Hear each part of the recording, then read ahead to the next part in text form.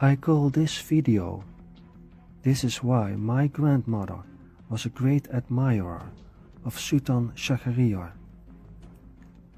And what I'm going to say is that while I'm linked to both anarchism and socialism through my grandmother and great-grandmother, I give a short impression of the political situation in the late 1950s. I will give a brief explanation of the party program and the development of the PSI. As a political party founded in 1948, it was a post-war continuation of both the late 19th century nihilistic movement, Surya Sumirat, meaning enlightened sun, disbanded in 1898, and Sarikat Hindia, literally meaning Hindia Association or Hindia Union, an Indonesian socio-political organization founded at the beginning of the 20th century during the Dutch colonial era, and which gained importance and popularity during the 1920s and 1930s.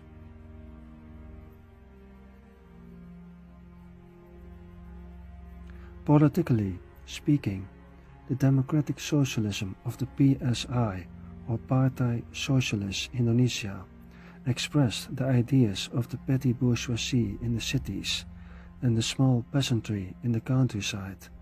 So both democracy or anarcho-democratism and socialism, especially utopian socialism, can be linked to these two groups, with the petty bourgeoisie as the bearer of the revolution. Belonging to the middle cadre of the upper city population, it asserted its economic, political, and cultural influence from the early modern history. Historically, the bourgeoisie was considered the bearer of several major developments in history, which are summarized under the headings of modernity, the ideas of the Enlightenment, and capitalism.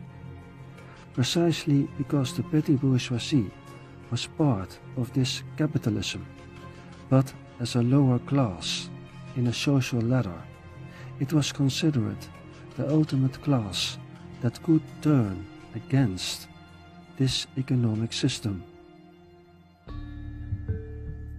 The far leftist opponent of the Partai Sosialis Indonesia, the PKI, or Partai Komunis Indonesia, on the other hand, underwent a completely different development.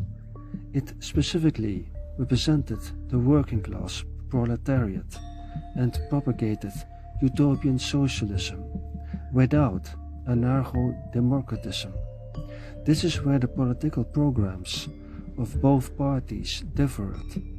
The difference lay also in nihilism and narodnicism on the one hand, and Marxism and Marxism-Leninism on the other. While the PSI of Sultan Sjahrir represented non-Marxist democratic socialism, on the other hand, the PKI was Maoist and Marxism-Leninism.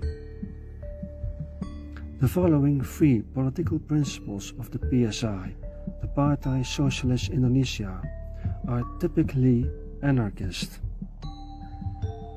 Anti-militarism.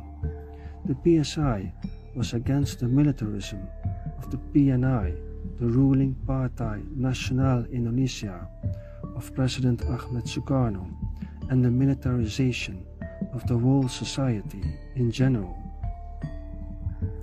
Militarism permeated all aspects of urban culture and rural areas.